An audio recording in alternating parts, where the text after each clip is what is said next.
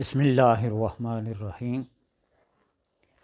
الصلاۃ والسلام علیک یا رسول اللہ وعلی آلک و صحابک یا حبیب اللہ صلی اللہ علیہ یا محمد نور من نور اللہ۔ میری ویڈیوز کا بنیادی مقصد رہنمائی کرنا اور سچ بات لوگوں تک پہنچانا۔ اگر ویڈیو کو خصوصاً یوٹیوب کو تھم نیل، ٹائٹل، اس کا عنوان، اس کا سرنامہ، اس بنیاد پر اگر دیکھا جائے نا تو بہت ساری ایسی باتیں ہیں، بہت سارے ایسے ٹائٹل ہیں، لکھ دیا جائے تو میں کہتا ہوں کہ لوگ اس کو دیکھے بغیر، اس کو ٹچ کیے بغیر سکرول آگے نہ کر سکے۔ لیکن وہ مقصد نہیں۔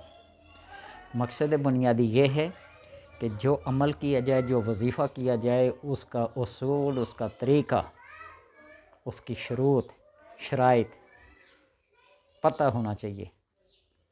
اکثر لوگ جب بغیر پوچھے، بغیر اجازت کے عملیات اور وظائف شروع کر دیتے ہیں نا، تو پھر ایک خاص لمٹ ہوتی ہے، خاص دن ہوتے ہیں جب وہ تعداد یا وہ جو حد پر پہنچتے ہیں نا تو موکلات کا ورود اور نزول شروع ہو جاتا ہے۔ اور انسان اگر آزاد پیدا ہوا نا تو یہ آزادی پسند ہی ہے۔ تو اسی طرح زیرو مخلوق میں ہر وہ چیز جس کے اندر روح ہے، سانس ہے، وہ بھی آزادی پسند ہے۔ وہ کسی کے قابو میں یا کسی کی تسخیر میں رہ کے نا تو وہ اپنے بنیادی آزادی کو چھوڑ نہیں سکتے۔ ٹھیک بات؟ کئی لوگوں کے فونز، کالز، میسیجز آتے ہیں کہ ہم یہ بننا چاہتے تھے اور بننا چاہتے ہیں لیکن اپنے مقصد میں ناکام ہیں۔ کئی لوگوں کے میسیجز، فونز آئے ہیں۔ بنیادی بات یہ ہے کہ جب کوئی بندہ کوئی بھی عمل شروع کرے تو اپنے استاد سے، اپنے رہنما سے، اپنے رہبر سے ہدایات لے، اور وہ جو ہدایات دے اس پہ کاربند رہنا، اس کے اوپر عمل کرنا، اس کو فالو کرنا بہت ضروری ہوتا ہے۔ بات میری بہت لمبی ہو جاتی ہے۔ ایک بہت بڑا عالم مدرسے کا فارغ التحصیل چلے پہ بیٹھ گیا نا تو جب اس کا چلہ 40 دن کا ہوا نا تو دیوار کے اندر سے ایک ہاتھ اتنا لمبا نکلا کہ اس فیض کو لے کے چلا گیا۔ یہ چلہ کرنے والا ناکام رہ گیا۔ دوسرا چلہ بھی اسی طرح ہوا، اور تیسرا چلہ جب کیا تو استاد نے پاس بیٹھ کر اس کو یہ کروایا، اور تیسری دفعہ بھی استاد کی موجودگی میں ہی ایسا ہوا۔ استاد کے ذہن میں یہ بات آئی کہ تم مرید کس کے ہو؟ شاگرد جو دین کا جو مشرب اختیار کیا ہے۔ اس نے کہا جی بابو جی صاحب گولڑا شریف، میرے علی شاہ صاحب کے بیٹے، وہاں افغانستان سے چلا اور گولڑا شریف آیا۔ آمنا سامنا جب ہوا نا، پوچھا کیا کرتے ہو، کیا کرنا چاہتے ہو اور کیا لینا ہے؟ یہ شرم کے مارے بولے نا، خود عطا کیا نا جب تو بغیر چلے کے وہ سارے فیض، فیوز، کمالات، فضائل اس کے اندر آ گئے۔ تو اس لیے اپنے استاد کی رہبری میں، اس کی رہنمائی میں کوئی کام کیا جائے تو وہ سب سے زیادہ بہتر اور بیسٹ ہے۔ لیکن اگر کوئی نہیں تو پھر یہ اس اصول کو یاد رکھے کہ کسی بھی عمل کے شروع کرنے سے پہلے حسب توفیق کی ایک بات ہوتی ہے، اور بعض صاحب فضل لوگ ہوتے ہیں، سخی لوگ ہوتے ہیں، دل کے بڑے غنی ہوتے ہیں۔ تو بہرحال جیسے بھی ہو، 5 کلو چینی، 1 کلو سوجی اور اگر اس میں چاول بھی 1 کلو شامل کر دے تو زیادہ بہتر ہے، نہیں تو 5 کلو چینی اور 1 کلو سوجی سے کام چل جائے گا۔ اس کو مکس کریں، چینی چاول سوجی کو مکس کر دیں اور بیٹھ کر باوضو سورہ فاتحہ، آیت الکرسی اور 4 کل پڑھے اور ارواح مقدسہ سے اور جن کی شاگردی ہے، جن کی راہبری ہے، رہنمائی ہے، ان سے خصوصی دعا کی اپیل کرے، مدد چاہے۔ پھر اس پڑھائی کو پڑھ کر پورا کر کے اس کے اوپر پھونک مارے، دم کرے اور قبرستان چلا جائے۔ وہاں جا کر مٹھی بھر بھر کے نا پھینکتا جائے، یا کسی ایک جگہ پہ ڈیری لگا لے۔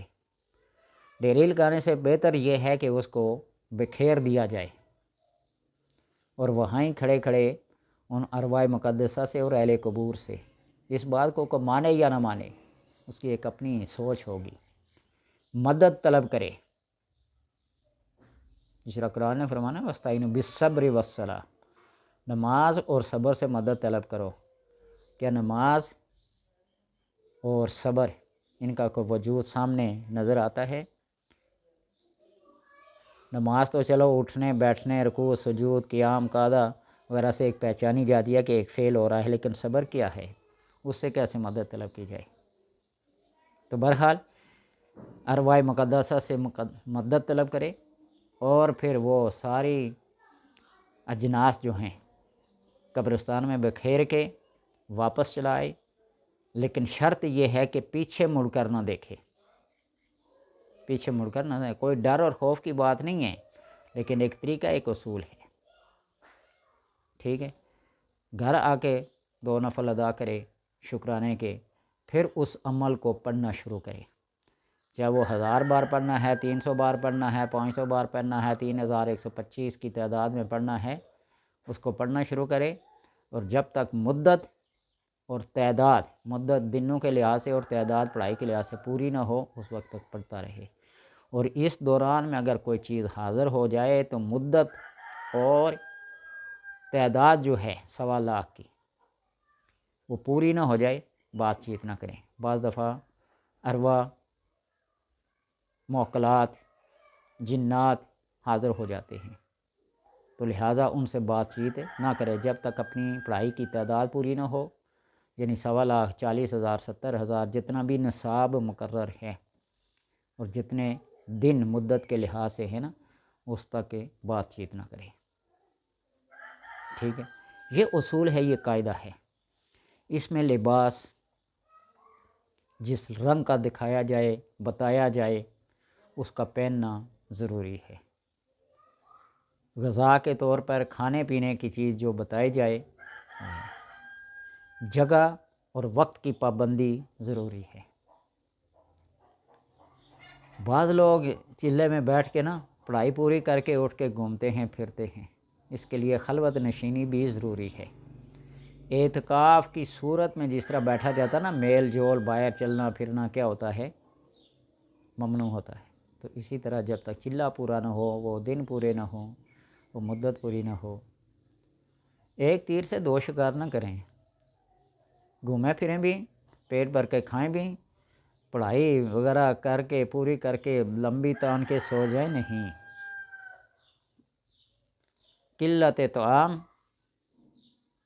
قلت نوم، کم سونا اور کم کھانا، یہ بزرگی ہے۔ اور اس کے ساتھ سچ بولنا، یہ اس سے بھی بڑی کیا ہے؟ بزرگی ہے۔ ان چیزوں کو اپنائیں، آپ کو کسی قسم کے رجت کا، کسی قسم کے نقصان کا اندیشہ اور خدشہ نہیں رہے گا۔ اور آخری بات یہ رہنا، یقین اور اعتقاد اتنا کامل ہو کہ جس طرح حدیث ہے نا کہ دنیا کے سارے جن و انس فرشتے مل کر کسی کو نفع پہنچانا چاہیں تو نہیں پہنچا سکتے جب تک اللہ نہ پہنچائے، اور یہ سارے مل کر نقصان پہنچانا چاہیں تو نقصان نہیں پہنچا سکتے جب تک اللہ نہ نقصان پہنچائے۔ اس بات کو ذہن میں رکھیں۔ آپ بیٹھے ہوئے ایک کمرے میں، ایک چھوٹے سے کیبن میں، تو وہاں اگر کوئی جن حاضر ہو جائے اور اس کے ہاتھ میں بہت بڑا درخت جڑوں سمیت اکھاڑ کے وہ آپ کے سامنے کھڑا ہے، تو آپ یہ سوچئے کہ وہ جن اس چھوٹے سے کمرے میں اتنے بڑے درخت کے ساتھ حاضر کیسے ہوا ہے۔ اس بات کو ذہن میں رکھیے گا، یہ صرف ایک نفسیاتی بات یا حقیقت میں جیسے بھی ہے ہوتی ہے، لیکن اس بات کا خیال ذہن میں رکھ کے کہ یہ مجھے کھا جائے گا، مار جائے گا، یہ وہ ڈر اور خوف کی وجہ سے پڑھائی کو چھوڑے نا، اس بات کو ذہن میں رکھیں۔ چھوٹا سا کمرہ ہے، 5x6 کا ہے، 8x10 کا ہے، 12x12 کا ہے، اس میں اتنا بڑا درخت ہے، ایک بجلی کا پول کھمبا اکھاڑ کے وہ آ جائے کمرے میں، تو کیا آپ کا ذہن یہ قبول کرے گا کہ اتنا بڑا کھمبا اس ہمارے کمرے میں کیسے ڈالوں؟ وہ تو ہوا سے بھاگتا ہو کر ڈر کے چیخیں مارنا شروع کر دے گا، بس کام خراب ہو جائے گا۔ ٹھیک ہے، اس لیے ان باتوں کو یاد رکھیں، بنیادی اصول، اپنے دل کو مضبوط رکھیے، اپنے ذہن یکسوئی توجہ، انشاءاللہ کامیاب ہوتی ہے۔ اب اللہ کا نام پڑھ رہے ہیں، قرآن کی آیت پڑھ رہے ہیں، کوئی سسپنس ڈائجسٹ یا کوئی کوک شخصر آپ نہیں پڑھ رہے ہیں، آپ کو کوئی ڈر ہو خوف ہو، کوئی دیکھ لے گا، کوئی نہیں، آپ اللہ کی کلام پڑھ رہے ہیں، اللہ کے اسماء پڑھ رہے ہیں، بس یہ بات ذہن میں رکھیں۔ اللہ تبارک و تعالیٰ کامیابی سے ہمکنار کریں۔